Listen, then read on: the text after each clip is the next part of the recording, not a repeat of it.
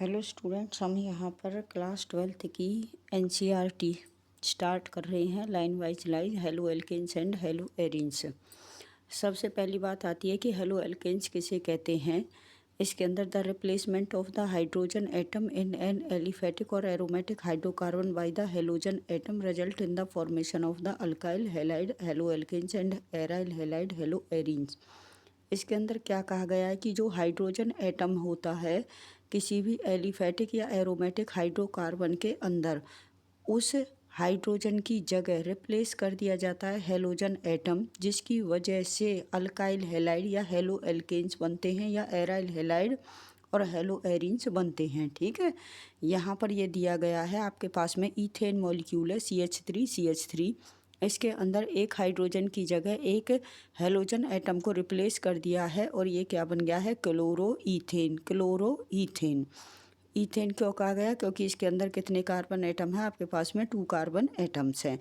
अब है aryl halide. Aryl halide में क्या होगा, ये वाला हाइड्रोजन है, इस वाले हाइड्रोजन की जगह क्लोरीन एटम को रिप्लेस कर दिया जाएगा, तो ये बेंजीन से क्या बन गया आपके पास में, क्लोरोबेंजीन बन गया। इन्होंने कहा है कि जो हेलो एल्केन्स होते हैं उनके अंदर जो हेलोजन एटम होता है वो sp3 हाइब्रिडाइज्ड कार्बन एटम के साथ में अटैच होता है। ठीक है, तो इसमें ये बताया गया है कि सारे के सारे में क्या है, सिंगल बॉन्ड, और जहाँ पर सिंगल बॉन्ड रहते हैं वहाँ पर कौन सी हाइब्रिडाइजेशन होती है, sp3 हाइब्रिडाइजेशन होती है। तो जो ये हेलोजन एटम हेलो एल्केन्स के अंदर अटैच है वो उस कार्बन के साथ में अटैच है जिस कार्बन की हाइब्रिडाइजेशन sp3 है।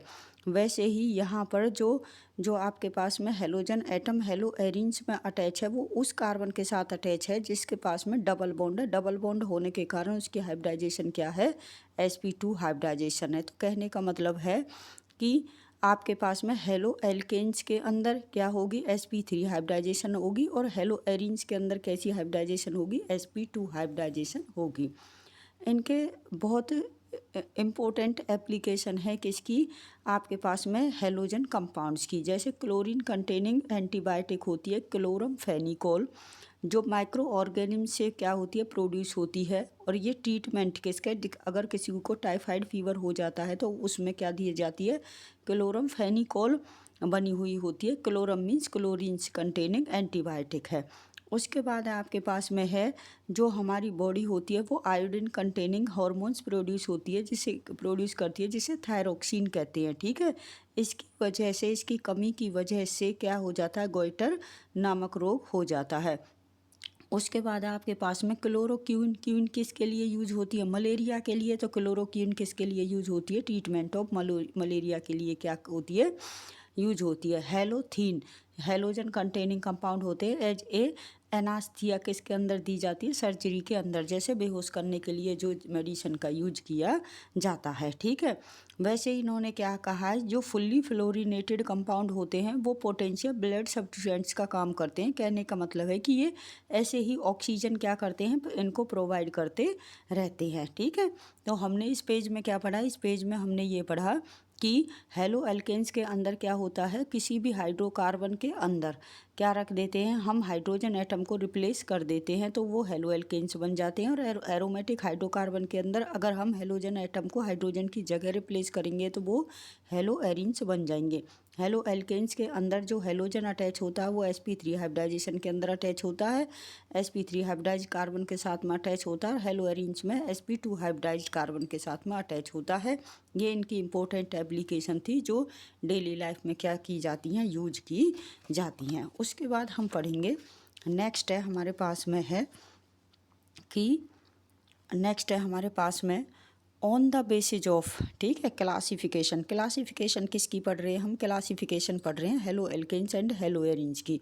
हेलो एल्केन्स और हेलो एरीन्स को हम डिफरेंट कैटेगरी में क्या कर सकते हैं, क्लासीफाई कर सकते हैं।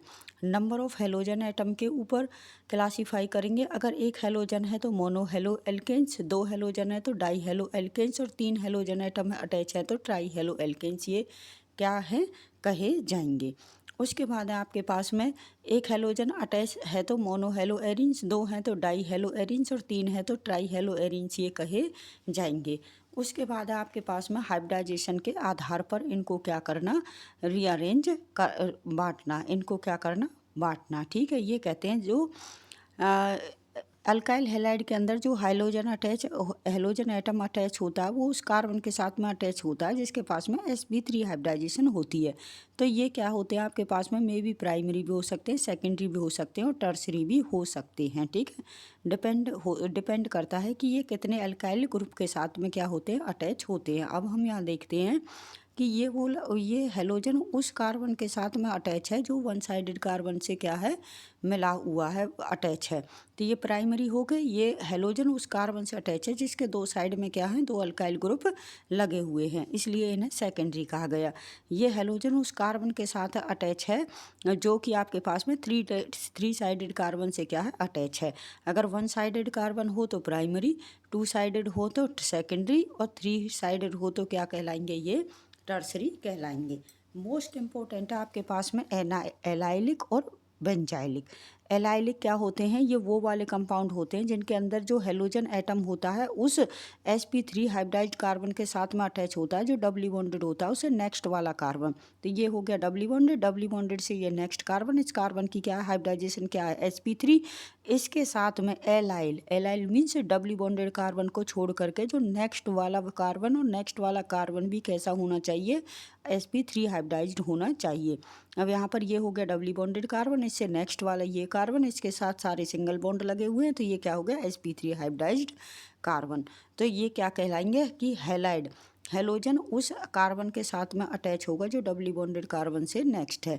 बेंजाइलिक हैलाइड का मीनिंग होता है आपके पास में जो हैलोजन एटम होता है उस कार्बन के साथ में अटैच होता है, और कार्बन भी कैसा होना चाहिए, sp3 हाइब्रिडाइज्ड कार्बन एटम होना चाहिए जो आपके पास में क्या है, एरोमेटिक रिंग से क्या है, जो नेक्स्ट वाला है। ठीक है, अब हम देखते हैं कि एरोमेटिक रिंग से नेक्स्ट वाला कैसे है। ठीक है, तो यहाँ पर हो गया आपके पास में, ये हो गई आपके पास में क्या है, एरोमेटिक रिंग, इससे नेक्स्ट वाला कार्बन क्या है आपके पास में, sp3 हाइब्रिडाइज्ड कार्बन, उसके साथ में ये अटैच है। ठीक है, वन साइडेड कार्बन से अटैच है तो ये प्राइमरी, अगर टू साइडेड कार्बन से होगा तो ये सेकेंडरी, अदरवाइज ये कितने से हो गया, ये कार्बन 1 2 और 3 साइडेड से अटैच है तो ये क्या हो गया, सेकेंड टर्सरी हो गया।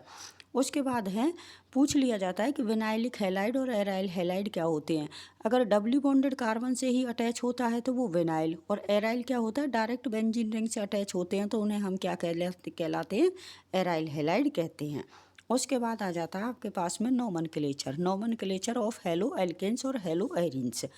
ये जब स्टेट चेन में प्रेजेंट होते हैं तो इन्हें दो नामों से, दो कैटेगरी से डिवाइड किया गया है, एक कॉमन नेम और एक क्या होता है, IUPAC नेम। कॉमन नेम कई बार समटाइम्स क्या है, पूछ लिए जाते हैं, तो कॉमन नेम क्या है, इम्पोर्टेंट है। अब जैसे आपके पास में 1 2 3, तो इसका IUPAC नेम हो गया कि इधर साइड से जब भी नोमेनक्लेचर करते हैं तो आपको सबसे पहले ये ध्यान रखना चाहिए कि सबसे पहले आपको क्या करना चाहिए कि जो लॉन्गेस्ट चेन होती है आपके पास में, कौन सी चेन होती है, लॉन्गेस्ट चेन।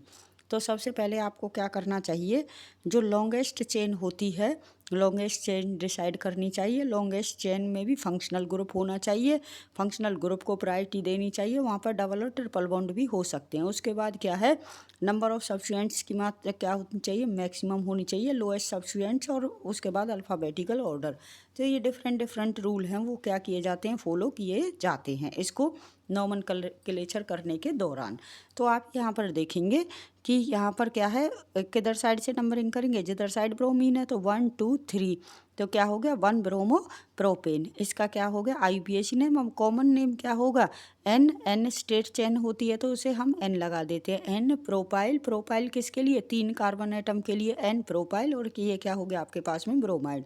यहाँ पर आइसोप्रोपाइल क्लोराइड का मतलब होता है कि में ऐसे कार्बन के साथ में हैलोजन का अटैच होना जो दो अलग अलग कार्बन एटम के साथ में क्या है, अटैच है। ठीक है, दो CH3 ग्रुप के साथ में अटैच है, टर्मिनल।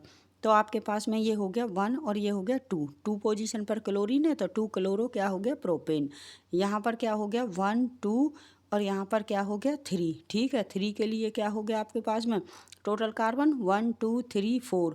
ये इधर साइड ये इस वाले ग्रुप को क्या बोलते हैं हम, आइसो ग्रुप। ठीक है, तो ये क्या हो गया आइसो, 4 के लिए ब्यूटाइल और इसके लिए क्लोराइड। वैसे IUPAC नेम क्या होगा, नंबरिंग इधर से करेंगे 1 2 3, 2 पर कौन है, मिथाइल, ठीक है, और 1 पर कौन है, क्लोरो। तो पहले अल्फ़ाबेटिकल ऑर्डर से पहले नाम लिया जाएगा 1 क्लोरो, 2 मिथाइल और 3 कार्बन एटम के लिए प्रोपेन। वैसे ही यहाँ पर इनके ज़्यादातर नेम क्या होते हैं, IUPAC नेम क्या होते हैं, एक जैसे होते हैं, किसके, कॉमन नेम के मोस्टली। तो यहाँ पर क्या है, ब्रोमीन लगा हुआ है तो बेंजीन के साथ में ब्रोमोबेंजीन। यहाँ ये पोजीशन हो गई हमारी 1, ये हो गई 2 और ये हो गई 3। तो 1,3 die bromo benzene IUPAC name. But common name क्या होगा, आपको पता है कि जो 1-2 पोजीशन होती है उसे ऑर्थो कहते हैं, 1-3 पोजीशन होती है उसे मेटा कहते हैं और 1-4 पोजीशन को पैरा कहते हैं। तो ये कौन सी पोजीशन है, 1-3 है, 1-3 है तो मेटा, और 1 और 2 ब्रोमीन है तो डाई ब्रोमो बेंजीन। यहाँ पर कितना हो गया, इसको 1 दिया, इसको 2, इसको 3, इसको 4, इसको 5 और इसको 6। तो 1,3,5 ट्राई ब्रोमो बेंजीन या सिमेट्रिकल ट्राई ब्रोमो बेंजीन। अब इसका नेम कहाँ से करेंगे नंबरिंग, इधर क्लोरीन की साइड से करेंगे तो 1 2 3, इधर साइड देखिए 1 2 3, तो किधर साइड से भी कर लीजिए, बराबर की चेन बैठेगी। तो 1 2 3, तो 1 पर कौन है, अल्फ़ाबेटिकल ऑर्डर से कौन है, क्लोरो, 1 क्लोरो। 2 पोजीशन पर कौन है, यहाँ पर ये 2 पोजीशन हो गई, ये 1 हो गई, ये 3 हो गई। तो 2 पोजीशन पर कौन है, 2 पोजीशन पर 2 मिथाइल है तो 2 बार आएगा 2,2 डाई मिथाइल, और कितने कार्बन एटम है, 3 है तो 3 के लिए डाई मिथाइल प्रोपेन। यहाँ पर क्या है आपके पास में 1 2 पोजीशन पर 2 ब्रोमो प्रोपेन। इस तरीके से क्या है आपके पास में, इस तरीके से इनका क्या है, नोमेनक्लेचर है। ठीक है, अब ये क्या होते हैं आपके पास में, अगर 2 हेलोजन एटम अटैच होते हैं, यहाँ पर सारे एग्जाम्पल उनके हैं जिनमें एक एक हेलोजन अटैच है। ठीक है, और अगर एक से ज़्यादा हेलोजन अटैच होते हैं तो उन्हें हम क्या कहते हैं, जेमिनल डाई हैलाइड और विसिनल डाई हैलाइड्स। क्या क्या कहते हैं, जेमिनल डाई हैलाइड्स और विसिनल डाई हैलाइड्स। जैसे फॉर एग्जांपल आप देखोगे यहाँ पर हम देखते हैं कि अगर आपके पास में ये सिंगल कार्बन से एक दूसरे के साथ अटैच है, अगर एक ही कार्बन एटम पर 2 हेलोजन एक साथ अटैच होते हैं तो उन्हें जेमिनल डाई हैलाइड कहते हैं। जैसे जेने के लिए एक साथ में जाते हैं, वैसे ही क्या है, जेमिनल डाई हैलाइड मीन्स एक ही कार्बन के ऊपर दोनों क्लोरीन एटम, दोनों हेलोजन एटम अटैच हैं। और ये नेम जरूर ध्यान रखना है कि इसे एथाइलिडीन क्लोराइड भी कहते हैं। और दूसरा क्या है, विसिनल का मीनिंग होता है कि एडजेसेंट कार्बन एटम के ऊपर हेलोजन का अटैच होना, तो इसे एथाइलिन डाइक्लोराइड भी कहते हैं। तो दोनों का नाम ध्यान रहे, इसको एथाइलिडीन कहेंगे और इसे एथाइलिन डाइक्लोराइड कहेंगे, क्योंकि 2 हैं अलग अलग हैं तो इसलिए डाइक्लोराइड हो गया। ये एथाइलिडीन क्लोराइड हो गया, एक ही उसके ऊपर दोनों अटैच हैं। ठीक है, ये आपके पास में क्या है, इनके नोमेनक्लेचर है। आपको पता है कि भाई सेकेंडरी किसे कहते हैं, टर्सरी किसे कहते हैं, नियो किसे कहते हैं, तो इस तरीके से हैं। ऑर्थो पोजीशन कौन सी होती है ये हम कर चुके हैं। अब बात आती है आपके पास में, जैसे CHCl3 को क्लोरोफॉर्म कहते हैं। क्लोरोफॉर्म 1 पोजीशन पर कितने हैं, 3 क्लोरीन एटम है तो IUPAC में क्या हो जाएगा, ट्राई क्लोरो, और एक कार्बन है तो methane, try bromo methane, try टेट्राक्लोरो methane. तो इस तरीके से है। बट आपको ध्यान रखना है कि CHCl3 को क्लोरोफॉर्म कहते हैं, CHBr3 को ब्रोमोफॉर्म कहते हैं और CCl4 को कार्बन टेट्राक्लोराइड कहते हैं। ठीक है, यहाँ पर draw the structure of the 8 structure isomers that have the molecular formula इतना। ठीक है, ये इन्होंने क्या है, आइसोमर्स इनके पूछे हैं, तो ये डिफरेंट आइसोमर्स हैं जिन्हें हम बना लेंगे। ठीक है, टोटल आइसोमर इसके कितने बनते हैं, 8 आइसोमर बनते हैं। ठीक है, पहले आपके पास में प्राइमरी वाले फर्स्ट पोजीशन पर अटैच करके देखेंगे ब्रोमीन को, फिर सेकंड पर करके देखेंगे, फिर इस तरीके से आपके कितने आइसोमर बन जाते हैं, आपके पास में 8 आइसोमर बन जाते हैं। ठीक है, फिर उसके बाद हम पढ़ेंगे कि जो मेन है आपके पास में कि IUPAC name of the following. ठीक है, तो आपको ये प्रायोरिटी रखनी है कि यहाँ पर डबल बॉन्ड है तो डबल बॉन्ड वाले को प्रायोरिटी देनी है। डबल बॉन्ड का प्रायोरिटी का मतलब क्या होता है कि डबल बॉन्ड वाले को पर लिस्ट नंबरिंग आनी चाहिए। तो इधर साइड से करेंगे तो ये 1, ये कहाँ है 1 2 3 पोजीशन पर डबल बॉन्ड, और जब इधर से करते हैं तो 1 2, तो 1 2 वाली लेंगे तो 1 2 3 4 और ये 5 कार्बन एटम है तो 5 के लिए पेंट वर्ड यूज होता है, डबल बॉन्ड के लिए इन होता है। 4 पोजीशन पर कौन है, ब्रोमीन है। क्या कोई साइड चेन प्रेजेंट है, नहीं है, तो इसका क्या नेम हो गया, 4 ब्रोमो 4 ब्रोमो पेंट और 2 पोजीशन पर ईन, तो 4 ब्रोमो पेंट 2 ईन। तो इसी तरीके से आप क्या करोगे, नोमेनक्लेचर करोगे। यहाँ पर देखो नंबरिंग 1 2 3 4, 4 के लिए 3 पर कौन है, ब्रोमीन, तो इसका नाम क्या हो जाएगा, 3 ब्रोमो। 2 पोजीशन पर कौन है, CH3 ग्रुप, तो 3 ब्रोमो 2 मिथाइल, और 4 कार्बन के एटम के लिए ब्यूट, और 1 पोजीशन पर डबल बॉन्ड है तो ईन, तो इसका नाम क्या हो गया, इसका नाम हो गया 3 ब्रोमो 2 मिथाइल ब्यूट 1 ईन। तो इसी तरीके से हम इनकी क्या करेंगे, प्रैक्टिस करेंगे, ठीक है। तो इस तरीके से ये सारे के सारे एग्जाम्पल्स हो जाएंगे। या इसमें देख लीजिए, इस वाले में कैसे करेंगे, 1 2, ये 1 हो गया, ये 2 हो गया, ये 3 हो गया, ये 4 हो गया, तो 1 पर कौन है, ब्रोमीन, ठीक है। तो 1 पर कौन है, ब्रोमीन, तो 1 ब्रोमो, 2 पर कौन है, CH3 group, 1 bromo 2 methyl but 2 ene. इसी तरीके से ये वाले एग्जाम्पल हो जाएंगे। अब बात आती है कि 2 फॉर्म में क्वेश्चन यहाँ से पूछा जाता है, या तो ये स्ट्रक्चर दे दी जाती है और इसका नेम पूछा जाता है, या ये नेम दे दिया जाता है, इसकी स्ट्रक्चर पूछी जाती है। तो 2 क्लोरो 3 मिथाइल पेंटेन, ये पीछे वाला वर्ड होता है पेंटेन। पेंटेन का मीनिंग होता है कि 5 कार्बन एटम की चेन है, 3 पोजीशन पर CH3 ग्रुप मिथाइल ग्रुप लगा हुआ है, और 2nd पोजीशन पर क्या लगा हुआ है, क्लोरीन लगा हुआ है। तो यहाँ पर देख लिए 1 2 3 4 5 कार्बन की एटम की चेन है, जिसमें 2nd पोजीशन पर क्लोरीन है और 3rd पोजीशन पर मिथाइल। ये खुद बताएगा कि भैया तुम्हें कहाँ पर क्या चीज़ लगानी है। 1 क्लोरो 4 एथाइल साइक्लोहेक्जेन, सबसे पहले क्या बनाते हैं, साइक्लोहेक्जेन, ये बना लिया हमने साइक्लोहेक्जेन। सारे के सारे बॉन्ड कैसे हैं, सिंगल है। 1 पोजीशन पर क्लोरीन है, 1 पर क्लोरीन लगा लिया, 4 पोजीशन पर एथाइल, एथाइल ग्रुप कहते हैं C2H5 को। तो इस तरीके से ये इसकी स्ट्रक्चर बन गई। 4th पोजीशन पर tert butyl 3 iodo heptane, heptane word है तो 7 कार्बन एटम की क्या होगी, चेन होगी। कितने कार्बन एटम की चेन होगी, 1 2 3 4 5 6 और 7 हेप्टेन के लिए। 3 पोजीशन पर कौन है, आयोडीन है, तो 3 पोजीशन पर हमने आयोडीन लगा लिया। और 4th पोजीशन पर टर्सरी ब्यूटाइल, तो 4 पोजीशन पर कौन है, टर्सरी, 1 2 3 4, 4 के लिए क्या हो गया, ब्यूटाइल हो गया। 1 4 डाई ब्रोमो ब्यूट 2 ईन, ब्यूट है तो 1 2 3 4, 4 कार्बन एटम में 4 कार्बन एटम, और 1 और 4 पोजीशन पर 2 ब्रोमीन लगे हुए हैं, और 2nd पोजीशन पर कौन है, डबल बॉन्ड है।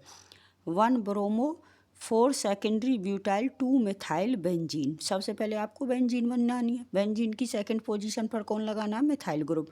1 पोजीशन पर कौन है, ब्रोमो, 1 पोजीशन 2nd पे मिथाइल ग्रुप। 4th पोजीशन पर सेकेंडरी ब्यूटाइल, सेकेंडरी ब्यूटाइल का मीनिंग होता है 4 कार्बन एटम की चेन, और वो जो 2nd नंबर कार्बन एटम से क्या है, अटैच है, तो उसे क्या कहेंगे, हम सेकेंडरी कहेंगे।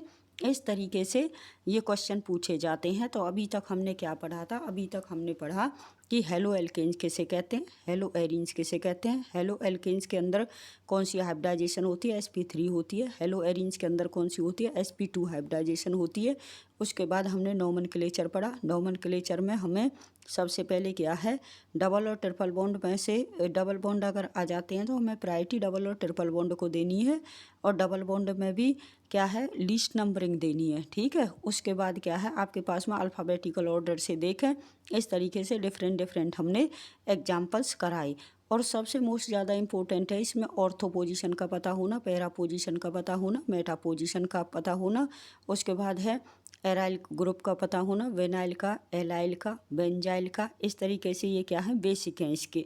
तो कई बार समटाइम्स क्वेश्चन सीधे सीधे भी आ जाता है, और समटाइम्स क्या है, घुमा करके भी क्वेश्चन दे देते हैं। बट नोमेनक्लेचर की फॉर्म में या तो इस फॉर्म में क्वेश्चन आएंगे या इस फॉर्म में आएंगे। तो इस तरीके से इनकी दोनों प्रकार से हमें क्या करनी है, प्रैक्टिस करनी है। Thank you very much.